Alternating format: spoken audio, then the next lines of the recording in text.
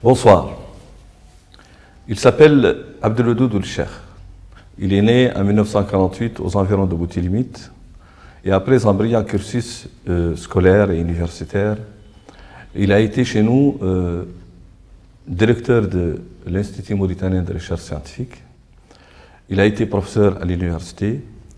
C'est un historien, c'est un anthropologue, c'est un sociologue.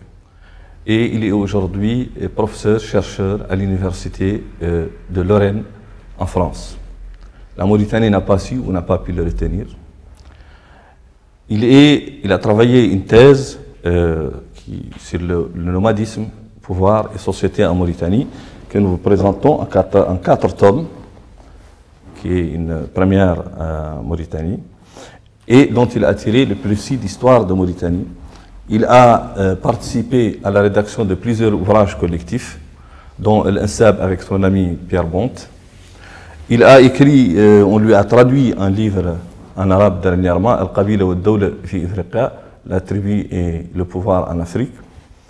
Il a écrit environ ou plus de 70 articles dans des revues spécialisées.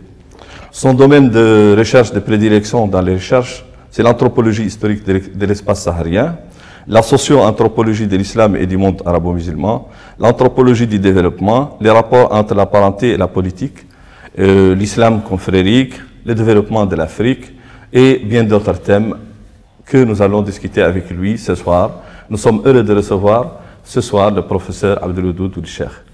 Bienvenue. Merci. Bonsoir. Bonsoir.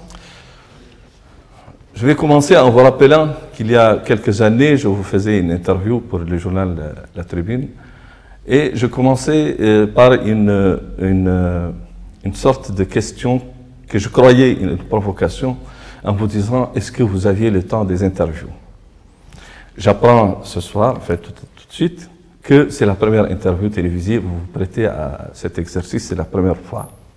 Mais aujourd'hui, j'ai envie de vous poser une autre question, de commencer par une autre question. Est-ce que quelqu'un qui a quelque chose à dire, comme vous, à une société, disons, qui subit un profond désarroi, un trauma profond aussi, est-ce que quelqu'un qui a quelque chose à dire a le droit de se taire? Ou est-ce qu'il est obligé, il se sent un devoir de parler? C'est une question difficile, disons qui est plus de l'ordre de l'éthique en quelque sorte, ou de l'éthique de la recherche, que du proprement parler du choix personnel. Je crois qu'il y a, pour les chercheurs en tout cas, il y a une difficulté qui est celle du public auquel on s'adresse. Et dans les espaces que nous avons ici, je crois qu'il y a une difficulté, si vous voulez, à segmenter le public de telle façon que l'on puisse s'assurer que les gens auxquels on veut parler sont bien ceux qui vont recevoir vos propos. Et ça, c'est un peu compliqué du fait que justement, il n'y a pas cette séparation des champs, comme on dit chez certains sociologues. Il n'y a pas un champ de la recherche, un champ du politique, un champ du journalisme, un champ même de la vulgarisation dans les banlieues du journalisme, pour que l'on puisse être sûr qu'on ne va pas s'adresser à peu près tout le monde.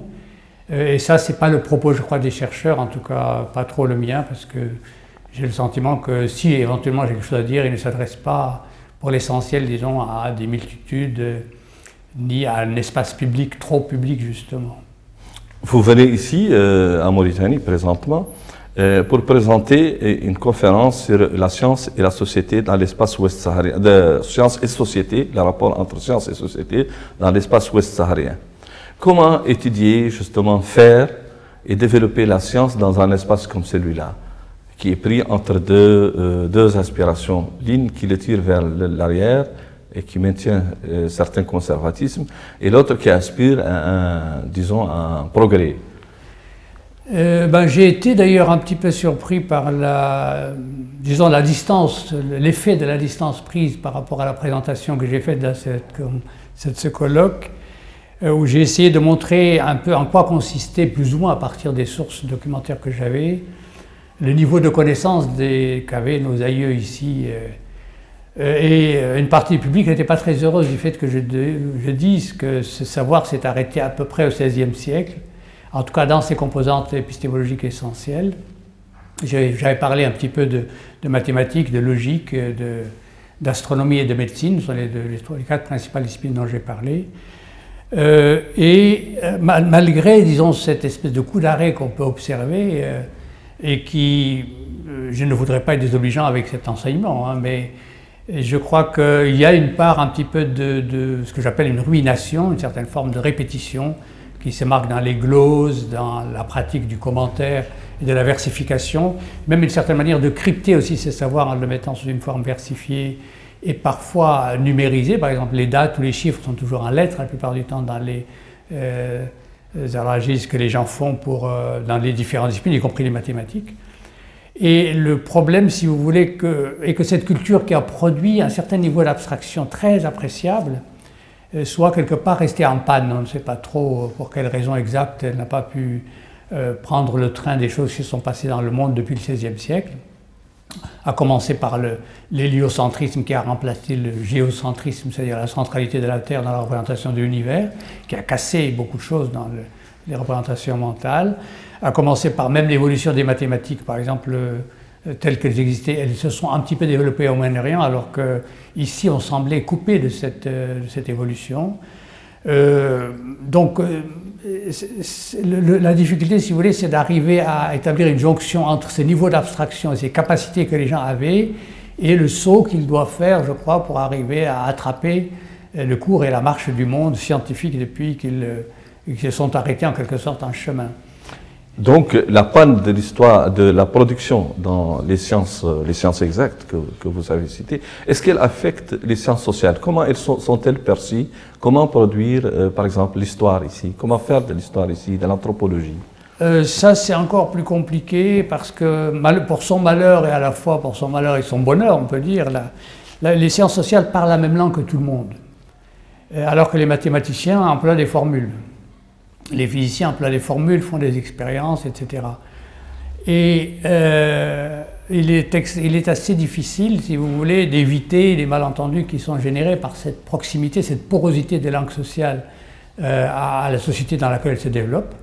Le fait qu'elles parlent de l'homme et qu'elles sont forcément interpellées par les gens dont elles parlent, dont ces sciences parlent.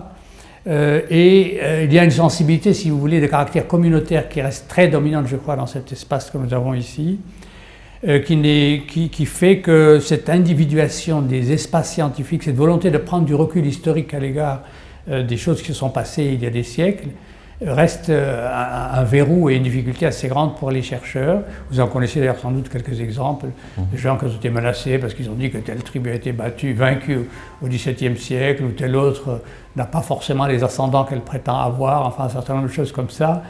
Et je crois que ça, c'est un gros embarras pour à la fois les chercheurs en anthropologie et en histoire.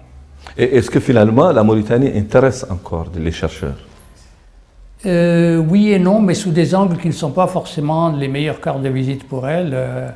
Je me souviens la première fois que j'avais été aux États-Unis, il y a de cela une vingtaine d'années, et quand on tape l'entrée Mauritanie, apparaît tout de suite la question de l'esclavage dans Internet. C'était les débuts d'Internet.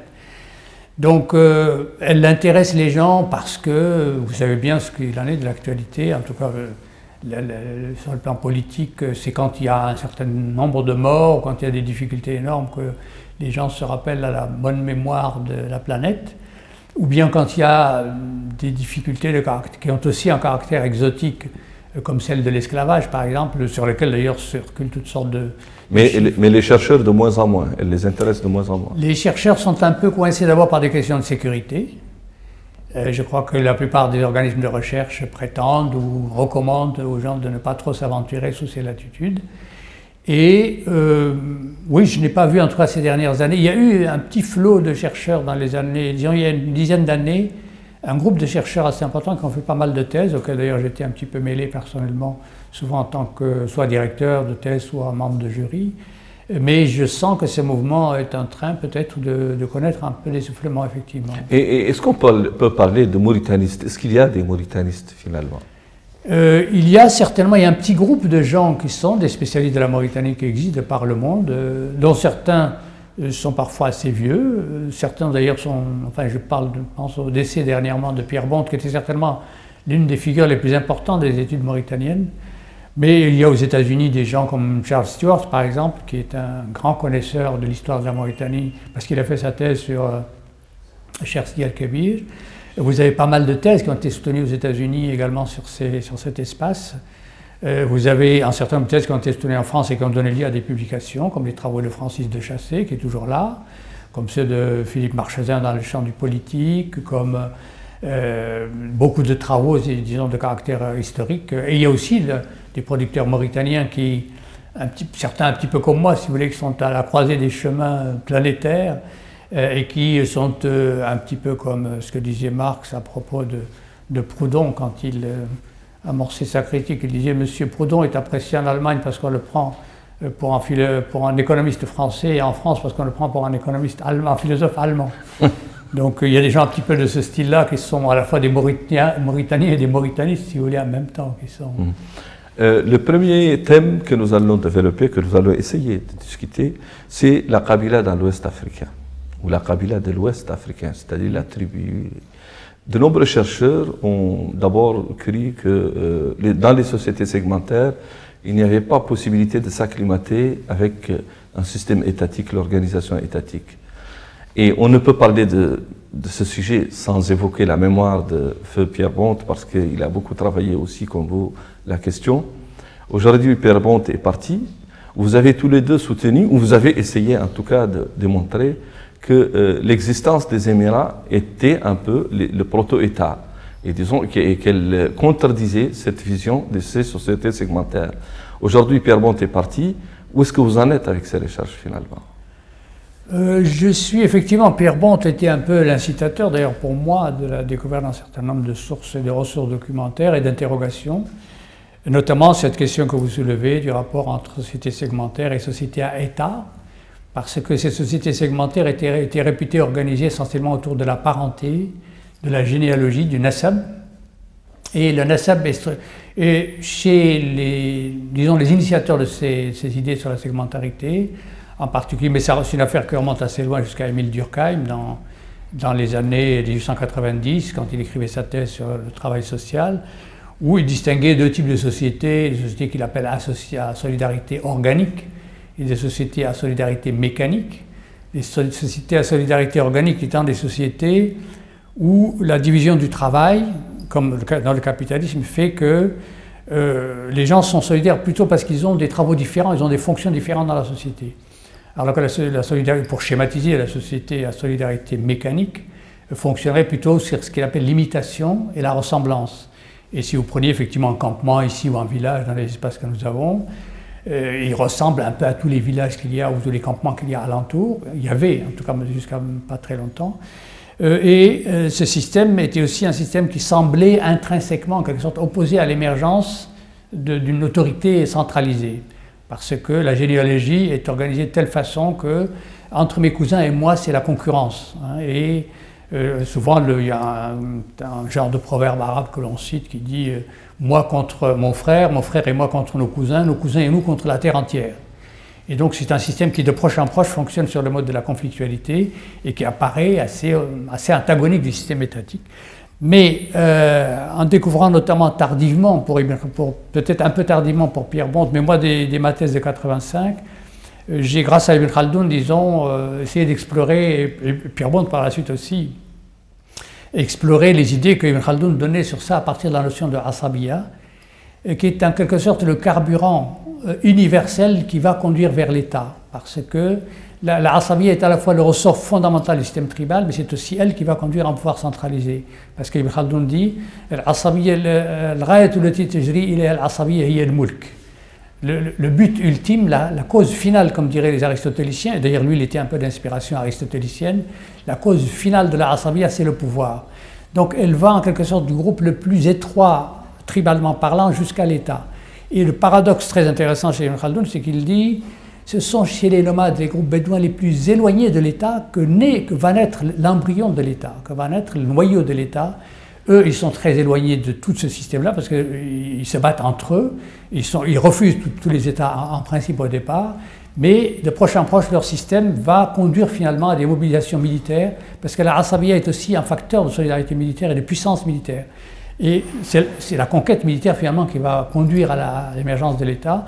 Donc pour revenir à votre question, les Émirats sont un petit peu un noyau, c'est-à-dire qu'il n'y a pas d'opposition finalement. Il m'est apparu, comme m'est apparu à Pierre Bonte, qu'il n'y a pas d'opposition radicale entre système tribal, si vous voulez, et système étatique. Même si aujourd'hui nous constatons encore qu'il y a une sorte d'inertie et une sorte de captation ou plus ou moins d'infusion de ces systèmes de solidarité à l'intérieur de ce qui pourrait apparaître comme, même l'État dit moderne, l'État hérité de la colonisation, reste lui-même, je crois que, enfin vous connaissez ça mieux que moi, reste profondément infusé de ce type de solidarité et on ne se débarrasse pas facilement, disons, de ces...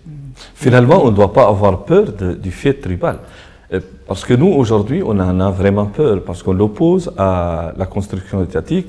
On voit des exemples, on voit l'exemple de la Libye, du Yémen, et on ne sait pas, on a peur, on a véritablement peur du fait tribal. Est-ce que c'est sans raison, finalement? Je ne dirais pas que c'est sans raison, parce que, justement, une des choses que disait Evans Pritchard, ce grand théoricien fonctionnaliste de la segmentarité, il disait à peu près, entre tribus, il ne peut y avoir que la guerre. Dans le sens où cette conflictualité, si vous voulez, qui habite intrinsèquement ces systèmes généalogiques, prédispose plutôt quand même à la violence et à la conflictualité. Et je crois que, mais là je suis peut-être un peu suspect parce que j'appartiens à un monde qui était proche de la colonisation d'une certaine façon, et je crois que la résistance est un thème très à la mode ces derniers temps. Dans la Mauritanie précoloniale, la guerre était quand même le mode de vie dominant. Et les ressources même des gens qui étaient aussi ceux qui guerroyaient. Et donc je crois que les gens n'ont pas tort de penser que ce système qui était là avant que l'embryon d'État issu de l'aventure coloniale ne soit là, les gens n'ont pas tout à fait tort de penser que cette menace existe encore, elle est là, elle est possible sans doute, son retour est possible. Même si c'est sur un mode, disons, dévoyé qui ne serait pas exactement le même, parce qu'il y a une évolution entre-temps. Et la tribu serait mise peut-être au service d'autre chose, serait hiérarchiquement remanipulée dans un autre sens peut-être, mais elle donne l'illusion qu'elle est toujours là en tout cas. La manifestation justement de cette résurgence du fait tribal que nous constatons ces dernières années, il y a la censure de l'histoire, notamment les attaques contre les chercheurs et tout ce qu'on a vu tout à l'heure, mais il y a aussi les solidarités primaires et primitives, il y a le népotisme, il y a tout ça, on en a peur quand même, ça reste. Oui, je crois que ça, c'est ce qu'on pourrait appeler des solidarités dévoyées, si on veut, c'est-à-dire parce qu'elles ne sont plus à leur lieu. La tribu, avant, je crois, servait principalement, enfin, elle servait à plusieurs choses, mais entre autres, d'abord, c'était une affaire qui était souvent basée sur un territoire, sur une marque de bétail, sur des systèmes matrimoniaux, parce qu'on épousait souvent dans des milieux proches, une cousine, etc.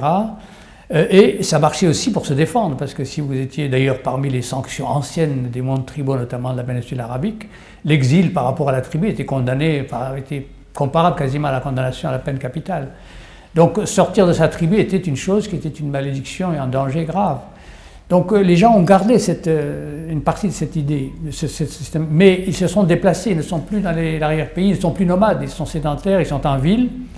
Ils se sont partiellement enrichis ou appauvris dans certains cas, ils se sont fixés, ils cherchent du territoire, ils cherchent de l'emploi, ils cherchent à scolariser leurs enfants, ils cherchent à s'enrichir, à acheter des 4x4, à voyager, à être un peu comme les gens de la planète, si vous voulez, parce qu'ils voient des feuilletons sur la télévision, ils regardent, ils ne sont pas à l'écart, si vous voulez, du monde.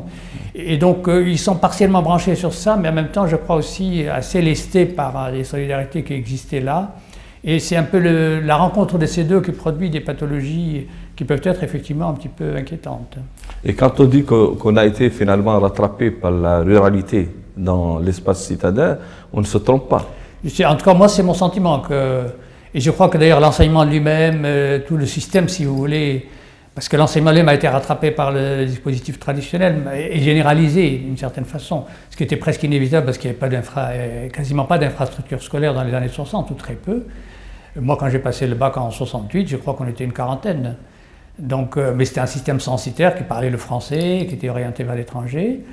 En arabisant le dispositif, on l'a mis aussi, on a immensément élargi et partiellement détruit aussi parce que les conditions n'y étaient pas véritablement pour en faire un outil très performatif, ou très performant, pardon.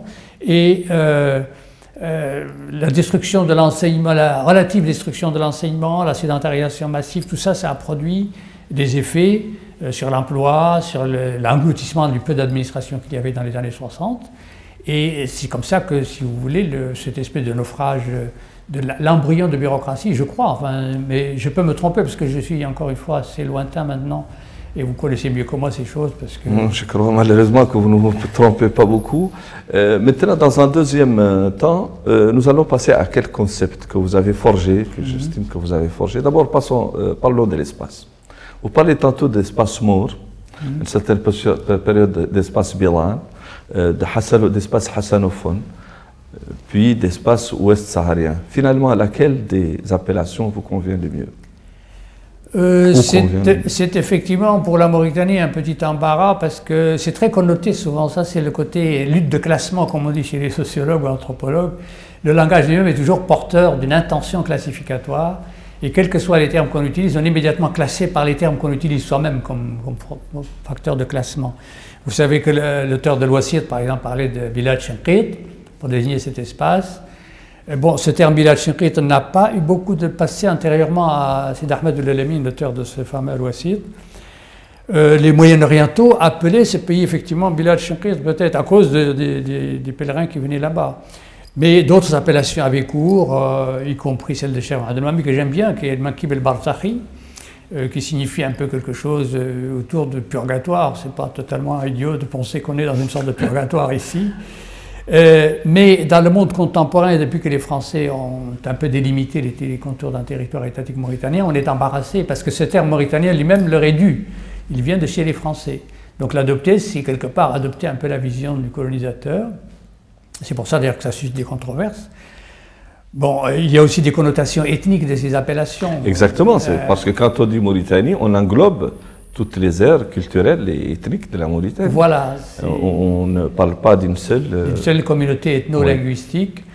Bon, moi, il se trouve que par ma thèse et par prudence, parce que je ne connaissais pas grand-chose, et surtout les langues, je ne connaissais pas les langues des communautés noires de Mauritanie, et j'avais limité mon propos au monde hassanophone, parce que c'était celui qui m'était le plus familier, et surtout, j'étais locuteur de cette langue, et j'avais un peu de connaissance de la langue arabe qui me permet de travailler sur des textes. Mais je ne connaissais pas tellement le monde négro-africain à l'époque. Et donc, j'ai limité souvent mes préoccupations au monde hassanophone, c'est-à-dire au monde qui ne se limite pas à la Mauritanie, qui déborde la Mauritanie pour être aussi, on peut l'appeler l'Ouest saharien, si vous voulez, parce que tous les hassanophones, ça va jusqu'à Tindouf, ça va jusqu'à Ouadhnoun, ça va jusqu'à Timbuktu, ça va, bon. Donc, c'est un espace qui est plus vaste que la Mauritanie. Par ailleurs, je vous rappelle que les gens qui plaidaient la cause de la Mauritanie au moment du procès de La Haye parlaient d'espace mauritanien, pour dire que bon, c'est quelque chose qui n'avait pas des limites. D'ailleurs, ces limites ont bougé. Vous savez, dans les années 70, avec la guerre du Sahara, etc., les frontières de la Mauritanie restent encore des choses un petit peu incertaines par certains côtés. Et cette notion d'espace, si vous voulez, peut éventuellement servir un petit peu à s'inscrire dans un flou dans lequel on n'a pas encore véritablement de bornage très très physiquement repérable. C'est ça, mais pour le profane, enfin le non-spécialiste, c'est lui qui écoute, qui lit, on a l'impression que les communautés ont finalement vécu parallèlement, ont évolué parallèlement, parce qu'on peut parler de l'espace bilan, de l'espace hassanophone, sans parler de l'espace négro-africain, des espaces négro-africains, et vice-versa. Plus ou moins, en tout cas moi je l'ai plus ou moins fait sans le faire complètement parce que je crois qu'il y a des liens quand même historiques assez importants. Et d'ailleurs il y a des gens qui ont une vision méridienne qui n'est pas la vision nord-sud. Vous avez sans doute entendu parler de cet article de Théodore Monod sur le harnachement chamelier. Il dit que le Sahara est coupé en 3 grandes zones méridiennes qui vont du nord donc vers le sud et qu'il ajuste lui au système de harnachement du chameau. Il dit vous avez un système oriental qui est celui qu'il appelle le système Teda-Daza, qui va jusqu'à la Corne de l'Afrique. Vous avez un système central qui est celui de la Tahiest ou Terik, c'est-à-dire le système de harnachement chamelier des Touaregs, et vous avez un système occidental qui est celui de la Rahla, le monde de la Rahla comme il l'appelle. Et dernièrement, d'ailleurs dans un ouvrage qui va apparaître dans quelques temps, pas très longtemps, un autre anthropologue de la région qui s'appelle Jean Schmitz a montré qu'il y a des liens méridiens très forts entre des groupes, des communautés noires mauritaniennes et des communautés hassanophones. Et ça se voit depuis le XVIIe siècle en particulier, enfin ça remonte bien avant cela, mais à l'époque des grands empires si vous voulez, quand on parlait encore peut-être l'Azer, Chingirti, Ouedan et Tichit. L'Azer, comme vous le savez, c'est une langue qui est principalement soninké, mais il y a du Zenaga là-dedans, du berbère. Donc c'était une sorte de koiné, comme disent les pédants, une langue commerciale, une langue de communication commerciale, qui montrait que l'empire de Ghana avait une puissance dans ces régions-là. Et Ibn Battuta, quand il arrive à Walata, c'était gouverné par un Farba du Mali, un Farba Hussein, je crois qu'il l'appelait. Et donc on a des traces très importantes, si vous voulez, de systèmes méridiens qui ne sont pas basés sur ces visions en termes d'ethnicité. Même si malheureusement, j'ai pu peut-être moi donner l'impression que ce monde hassanophone était séparé de ces univers méridionaux. En fait non, il leur est très lié.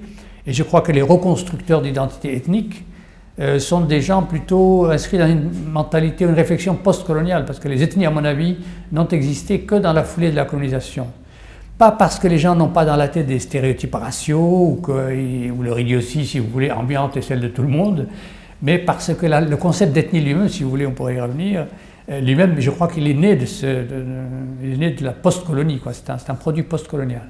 Comment ça, justement? Revenons, enfin, parlons-en. De l'ethnie, voilà, parce que les gens ici s'identifiaient fondamentalement comme musulmans, pour la plupart d'entre eux. Ils avaient un rapport à leur langue qui était effectivement important, mais à ma connaissance, et pour les choses que j'ai faites en tout cas en histoire, je n'ai jamais vu ou rencontré une confrontation délibérément organisée sur des bases qu'on pourrait appeler ethniques dans cet espace. Ça, je ne sais pas si vous en avez rencontré vous, en tout cas moi je n'en connais pas. Ce qui ne veut pas dire que les gens n'avaient pas, encore une fois, des stéréotypes raciaux. Le Kori pour un Bilani, depuis longtemps, c'est quelque chose qui existe et qui a des traits positifs et négatifs. Kelmit Kori, en même temps Kori qui mange goura ou autre chose de ce genre, il y a des stéréotypes comme ça. Mais construire une identité qui a des prétentions à vouloir s'enfermer et devenir un outil de conquête du pouvoir politique, c'est ça, au fond, l'ethnicité de type contemporain. Et ça, c'est vraiment lié à l'État. C'est-à-dire que ces États qui ont précédé la nation ont été aussi des vecteurs de rêveries nationaux ou nationales, passant par les systèmes de solidarité les plus proches qui avaient un caractère ethnique. Et les gens se sont dit, puisqu'on n'a pas de nation, on va remplacer ça par l'ethnie. C'est-à-dire qu'on va... L'État, il représente quoi? Il représente... un cartel de choses, et si ça ne marche pas pour nous, ça veut dire que c'est l'ethnie des autres. Et donc on va construire, nous, notre nation à partir de l'ethnie. Donc on voudra être gens du Sud, ou gens de ceci, ou du Nord, ou de l'Est, mais fondamentalement sur des bases qui seraient plutôt de caractère ethnique à ce moment-là. Vous parlez de rumination, oui. Un concept auquel vous opposez l'institutionnalisation du doute. Que veulent dire pour vous ces deux concepts? Je suis d'ailleurs un peu imprudent en parlant de rumination parce que je l'applique à un savoir qui est très sophistiqué et sur lequel j'ai malheureusement des informations qui sont très limitées. Mais formellement, pour ce que j'en sais, l'enseignement traditionnel a produit énormément de commentaires, de gloses, de mises en vers, de gloses de ces mises en vers, de remises en vers de ces gloses, et c'est ça que j'entends par rumination. Et je dis que c'est un outil de reproduction d'un groupe particulier qui s'appelle Zouaya dans cet espace, qui est un peu comme nous actuellement, on fait des diplômes, on passe des thèses, des mémoires, etc. pour passer d'un grade à un autre. Les gens faisaient un poème pour résumer la logique de, par exemple, Sullam al-Muranaq d'Al-Akhdari dans le champ de la logique, par exemple. Vous avez des dizaines de commentaires depuis avant Khadija bint Mohammed al-Aql, avant Mohammed Bab al-Abaid, avant beaucoup d'autres gens. Vous avez, mais ça n'a pas arrêté. Jusqu'à Abou al-Khtour, on a une remise en vers du Sullam al-Muranaq d'Al-Akhdari et des commentaires de ces commentaires-là. C'est ça que j'appelle une certaine tendance à la rumination, c'est-à-dire reprendre le même texte, qui est chez Nietzsche, entre parenthèses, une vertu. Il dit le surhomme sera celui qui aura appris à ruminer. Mais je crois que c'est assez antithétique, effectivement, de l'instillation du doute, qui, elle, me semble être venue avec la modernité européenne, même si on peut lui trouver quelques traces dans la culture arabo-musulmane, parce qu'il y a du doute, il y a un certain doute dans le monde musulman aussi. Mais il n'a pas pris la forme moderne, je crois, que Descartes lui a donné avec ce que l'on appelle son doute hyperbolique ou doute méthodique, à partir de ces textes que vous connaissez sans doute, qui est le discours de la méthode et les Principia. Mais c'est surtout la philosophie, disons, la philosophie des Lumières européennes, et en particulier un texte de Kant, par exemple, qui s'appelle « Qu'est-ce que les Lumières ?», qui dit « Je vais aller jusqu'au bout d'une réflexion qui ne peut commencer que par le doute. Et je ne veux pas qu'on me fasse entrer dans la tête quoi que ce soit dont je ne me serais pas assuré moi-même qu'il tient à peu près la route. » quoi. Et ça, je crois que c'est le propre, si vous voulez, quand il va dans le champ de la science, ça veut dire aussi que tout savoir qui prétend être scientifique est un savoir qui est immédiatement aussi un savoir qui peut accepter d'être falsifiable, comme dit Popper, c'est-à-dire qui accepte potentiellement que son contraire puisse être un jour démontré. Si on n'accepte pas ça, on est dans un système de croyance, on est dans un système de dogme, et ça, je crois que c'est assez antithétique d'une réflexion autonome et libre sur le monde. Et quand vous parlez de l'administration de l'invisible, c'est quoi? Oui, là, en fait, je démarque un petit peu, c'est des choses que j'ai prises plus ou moins chez Max Weber, mais sous une forme un petit peu provocatrice, pour dire, dans notre espace ici, il y avait des gens qui étaient des spécialistes du domaine religieux en particulier, et ces gens, pour se défendre, c'est assez visible si vous prenez un livre comme Kitab al-Umran, par exemple, de Mohamed Abdallah al-Bukhari al-Vilali, ou d'autres, n'importe lequel, prenez Shiyam al-Zawaya de Mohamed al-Idali, prenez n'importe quel texte ou Kitab al-Taraïf al-Talaïd de Cheikh Mohamed al-Kunti. Dans tous ces textes-là, vous avez, et même des textes beaucoup plus récents, le monde des Karamat, par exemple, est un monde extrêmement important, notamment pour les Zouaïs, mais pas que pour eux, c'est aussi pour les Beni Hassan, pour les gens qui portaient les armes. Et il y avait un pouvoir qui était associé à la manipulation de ce monde lointain, de ce monde qui est celui des esprits, des diables, si on veut, des djinns, qui allait avec l'idée aussi d'une justice immanente qui fonctionne sur la base de la baraka, d'une rétorsion divine, dont les porteurs des clés de cet univers, c'est-à-dire potentiellement les administrateurs de cet univers, étaient un petit peu les administrateurs, les contrôleurs. Parfois pas volontairement, mais involontairement. Tazbo, par exemple, n'est pas une chose qui est délibérément, éventuellement contrôlable ou déclenchable, comme on déclencherait une charge explosive, mais elle tient un petit peu de ça. Il y a quelque chose un peu qui ressemble à cette... C'est un contre-pouvoir. Voilà, c'est un peu de l'ordre du pouvoir. Et la libéralisation du marché de la généalogie, quand est-ce que vous avez forgé et à quelle occasion? Oui, ça c'est en pensant un peu aux ajustements structurels de la Banque mondiale. J'avais rencontré il y a quelques années ici un bonhomme qui était représentant de la Banque mondiale à Nouakchott, qui est d'ailleurs, paraît-il, un ancien trotskiste.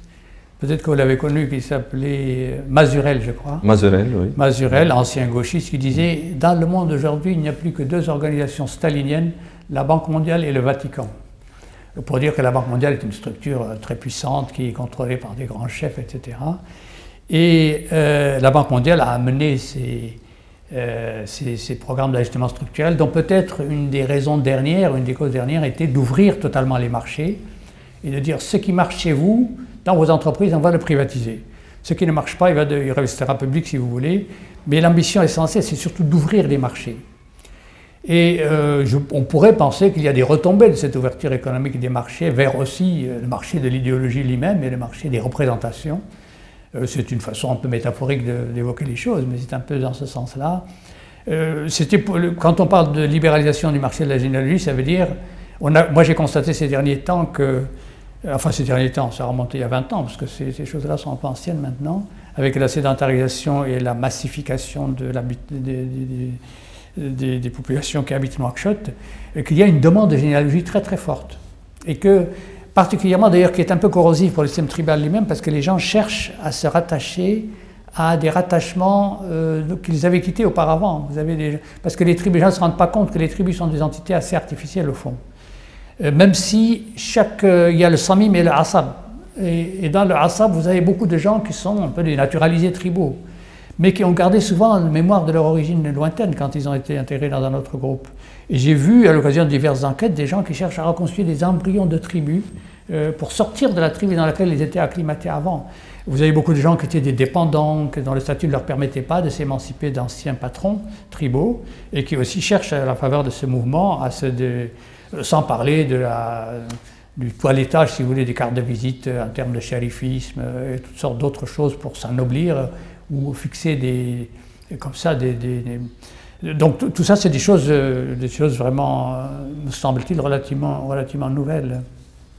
Et la demande despotique, opposée à la demande démocratique, souvent? La demande despotique, c'était... Là aussi, je suis peut-être un peu imprudent, et on m'a souvent dit que je fais une sorte de culturalisme à la petite semaine, parce que je prétends à travers cette idée que le monde arabo-musulman est habité par une espèce d'atavisme intrinsèque de quête du grand sultan, si vous voulez, du despote, à la mode orientale chez les philosophes européens du XVIIIe siècle, notamment chez Montesquieu. Et j'ai appuyé cette idée quand même sur une littérature qui ne me paraît pas négligeable du tout, qui remonte à Ibn al-Muqaffa, à Khalil wa Dimna, au Mille et une nuits, aux traités du pouvoir qui sont comme ceux par exemple de Al-Mawardi, l'Ahkam al-Sultaniyya, comme bon, les textes, même les textes sacrés, les textes les plus importants qui le disent.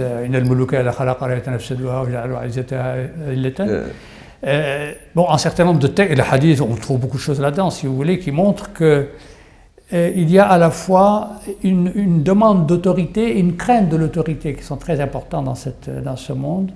J'ai vu aussi d'autres travaux qui ont montré un peu ça, par exemple un anthropologue marocain qui a dit des choses qui ne sont pas très éloignées de ce que raconte un certain Abdallah Hamoudi, qui a écrit un ouvrage qui s'appelle Maître et disciple, dans lequel il dit par exemple, voilà, le modèle de la relation entre le maître et le disciple confrérique est lui-même un peu une façon métaphorique de représenter ce type de choses. Par exemple, quand on dit le disciple entre les mains de son maître confrérique est comme le cadavre du mort entre les mains de celui qui fait sa toilette mortuaire.